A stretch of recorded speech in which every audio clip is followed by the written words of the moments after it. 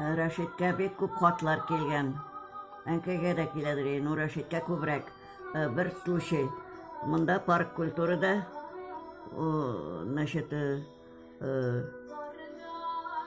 бер егет язган, что менде, ну, поссорилась, үземнең неем белән, с любимой, поссорилась.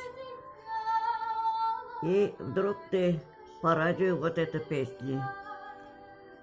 И после этой песни мы соединились опять на всю жизнь. Здорово. Хатлары бар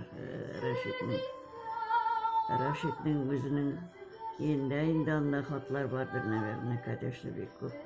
Менә шул случайны беләм. Ахмат Рашит сүзләренә язылган бит.